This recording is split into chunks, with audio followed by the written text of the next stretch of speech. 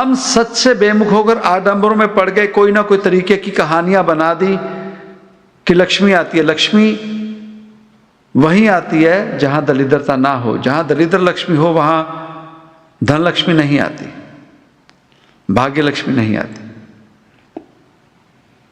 रीति रिवाज किस वजह से बनाए गए थे हमें वो पता ही नहीं। कोई शरीर छोड़ दे तो शरीर छोड़ने के बाद जब उसे शमशान में लेके जाते हैं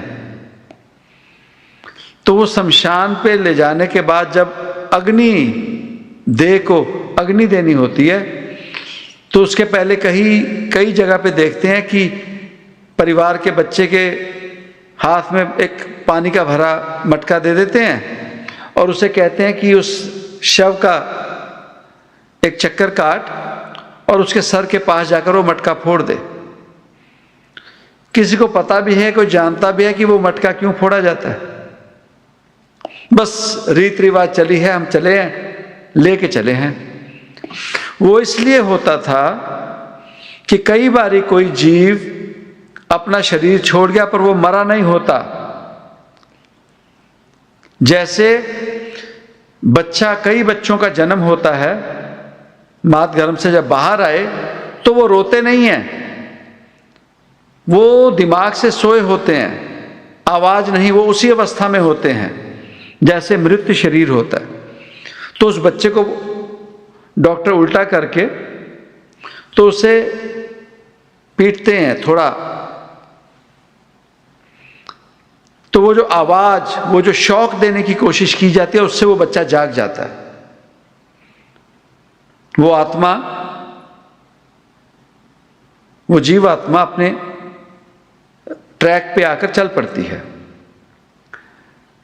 तो वही काम होता था पुराने समय में। जब कोई बुजुर्ग या कोई जीव अपना शरीर छोड़ गया, मृत्यु, तो उसे जब मरण शैया पे डालते थे, अग्नि लगाने से पहले वो जानबूझकर वो आवाज करते थे उसके सर के पास कि अचानक से वो जब आवाज के लगे तो कहीं ना कहीं अगर आत्मा अटकी पड़ी है तो वो दोबारा जीवित हो जाए।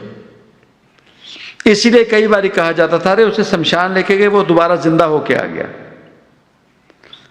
तो वो जो जिंदा होकर आते थे वो मरे ही नहीं थे।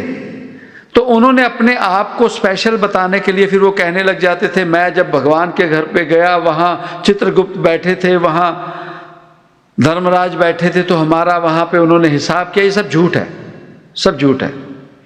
हुआ कुछ नहीं था, हुआ कुछ नहीं होता। वो जब मटका फेंका, सर के पास आवाज हुई तो जीव कई बारी जाग पड़ता है। पर आज तो इतना ज्यादा शोर होता है, आज तो डॉक्टरों के पास जाते हैं, डॉक्टर पूरी तसल्ली कर लेते हैं कि ये शरीर छोड़ चुका है। आज तो बस्तियां ऐसी हो गई हैं, शोरगुल इतना है, गाड़ियों का, मोटरों का, जीवों का इतना शोर है कि वो तो पहले ही आवाज जितनी जानी होती है जा चुकी होती है। पर अब रीति रिवाज बन गए हैं तो वो रीति रिवाज के जरिए मटका तोड़ दिया तो चलो। कोई धर्म में कहीं भी बताया है इस बारे की सच्चाई कोई लिखी गई है? कहीं भी नहीं लिखी गई। अरे इंसान को कितना बेवकूफ बना सकते हैं हम। सच्चाई से बेमुख करके किन चक्रों में डाल दिया, किन आडंबरों में डाल दिया।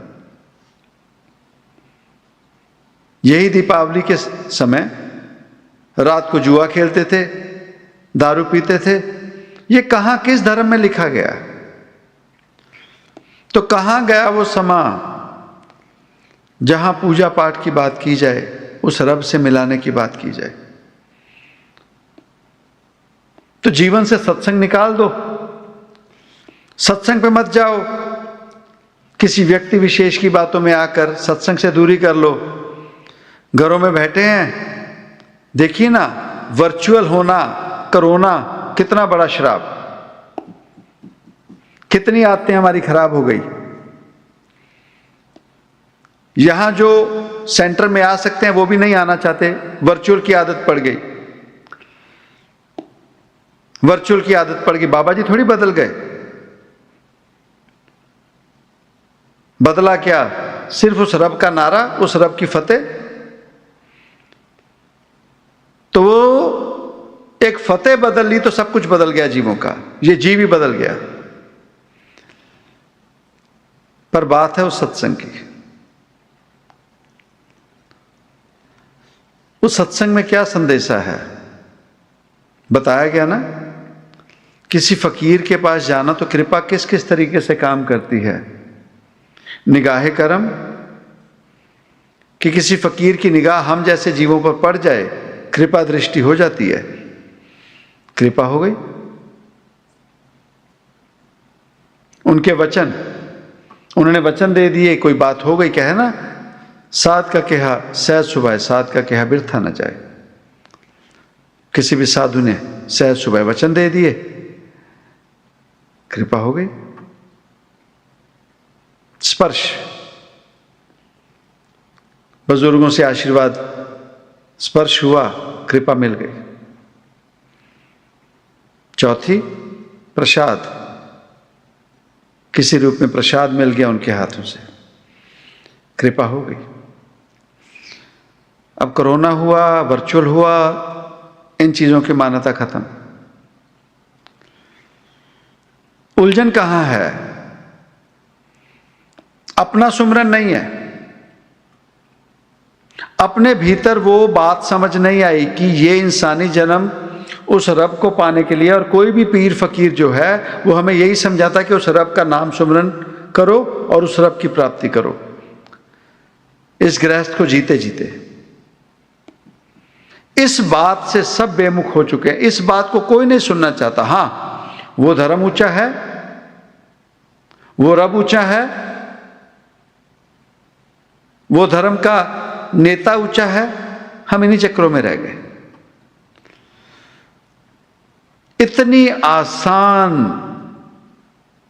हमारी लाइफ थी, कितनी आसान सी बातें बताई गई, पर अभी वही बात आती है कि नहीं, अपने दिमाग में कंफ्यूजन बढ़ा के, अपने दिमाग में कंफ्यूजन बढ़ा के अपने आप को नरक करके बैठे, कहीं भी नहीं पहुंच पा रहे। और इंफॉर्मेशन इतनी ज्यादा मिल चुकी है, इतनी ज्यादा मिल चुकी है कि हमने जीवन में कंफ्यूजन बढ़ा ली। तो बिन भागा सत्संग ना लभै। बात समझते नहीं कि भाग्य में अच्छे भाग हैं तो सत्संग है, जिसके जरिए हमें कोई ना कोई संदेशा जरूर हमारे जीवन का, और कुछ नहीं। अब जब सत्संग शुरू भी होता है, गुरबाणी की पंक्तियां थी, तू प्रभ दाता दान मत पूरा, हम थारे बेखारी जियो। अब ये और क्या है, ये उस गुरु घर की गुरबाणी और उसमें इतना बड़ा सत्संग। इसमें अभी बताओ धर्म कहां आया, इसमें बताओ कोई व्यक्ति विशेष कहां आया, इसमें बताओ कि यहां किस जीव को उस रब से तोड़ने की बात की गई।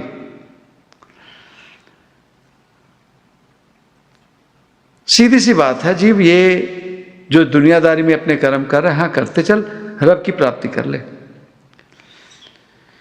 उन बातों को छोड़कर हम और चक्रों में पड़ गए, और कैसे स्पेशलाइज कर सकते हैं, और कैसे, इन चीजों में कुछ नहीं है।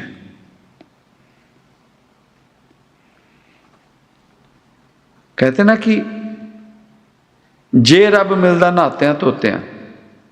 अगर वो रब नहाने धोने से मिल जाता तो रब मिलदा डड्डू मच्छियां। वो जो डड्डू है, फ्रॉग, मछलियां, वो तो पानी में रहती हैं, फिर तो वो उसकी प्राप्ति कर लें। नहीं कर सकते ना, नहीं हो सकता। गल सिर्फ नहीं है कि बुल्ले शाह गल ताइयों मुकनी जब मैं नू दिलों गवाई। अपनी मैं को छोड़कर बात समझें कि जीवन जो है व्यर्थ गवा रहे हैं, नरक बढ़ते जा रहा है, दूरियां बढ़ते जा रही हैं, सच्चाई से हम घृणा करने लग गए, सत्संग से हम दूरी करने लग गए।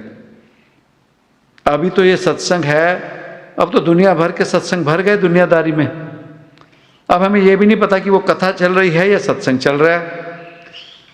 इस सत्संग के जरिए अपने साथ जोड़ने की कोशिश की जा रही है कि रब के साथ जोड़ने की बात की जा रही है, हमें तो ये भी नहीं पता। इंटरनेट भरा पड़ा है, ये नहीं और नहीं और कुछ भी नहीं मिला। कुछ भी नहीं मिला। तो सत्संग और कुछ नहीं है, बात इतनी है कि उस रब की बात समझ में आ जाए कि इंसानी जन्म का मूल क्या है। आडंबरों में पड़ने की जरूरत नहीं है। जब जागो तब सवेरा, मन में ठान ले कि मैंने सुमिरन करना है, तो जरूरी नहीं उठने के बाद केसी स्नान करना दूसरा तीसरा। इन चक्रों में अरे बंदा सोचता है अरे कौन उठेगा इतनी सुबह, नहाएगा धोएगा, ये सब करने, छड़ यार नहीं करना, नहीं करो। जैसे ही आँख खुली बैठ जाओ बिस्तर पर, आसन लगा लो, अपना बेड पे लगा लो, कोई नहीं। कारण शरीर की गतिविधियां, शरीर की एक्टिविटीज अलग हैं, उस आत्मा की अलग हैं। तो सिमरना ही है, ध्यान में बैठ जाओ, जो भी नाम सिमरन है उसे जपना शुरू करो। कभी करके तो देखें। वो नहीं कहता कि हाँ ऐसे ऐसे करके बनत बना के तुम मेरा सुमिरन कर सकते हो, नहीं। रात को सोने से पहले वो जो इधर उधर की बातें, फोन है दूसरा तीसरा, उसे छोड़ दो ना। सोने से पहले परिवार के जीव बैठे हैं, 5-7 जीव हैं, जो भी सिमरन करना है या परिवार में बैठ के कर लें, अगर नहीं तो अपने बिस्तर पर बैठे हैं, कुछ समय के लिए अपना आसन बनाएं, उसका ध्यान करें, सुमरन करें और सुख की नींद आ जाएगी, सुख की नींद आ जाएगी। नहीं तो फिर जैसे जीवन चल रहा है, सत्संग सुनते चलें और अपने भीतर की दुविधा परेशानी बढ़ाते रहें, पर पहुंचे कहीं ना। तो कोशिश करें सत्संग के जरिए अगर जो भी मैसेज मिलता है, गलती ना किया करें। सत्संग के बाद बैठ के आपस में डिस्कस ना किया करें, सत्संग को कभी ना करो, कभी ना करो, क्योंकि उस डिस्कशन में भी हमारे पास कई बातें ऐसी होती हैं जो हमारे भीतर का नर्क होता है।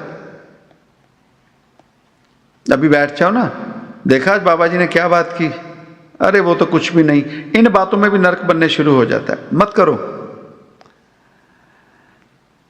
मत करें। जो बात समझ आई, जो लगी हम अपने जीवन में बेटर कर सकते हैं, करके देख लें। पर इस सत्संग से बेमुख नहीं हो सकते, कारण यही सत्संग सतयुग से चला और इस धरती के अंत तक, इस प्रकृति के अंत तक वो सत्संग ही रहेगा। कारण वो सत्संग और कुछ नहीं, वो उस रब के घर की सच्चाई की बात है, उस रब की बात है। और वो रब आदिकाल से होशी तक वो रब भी सच है और वो रब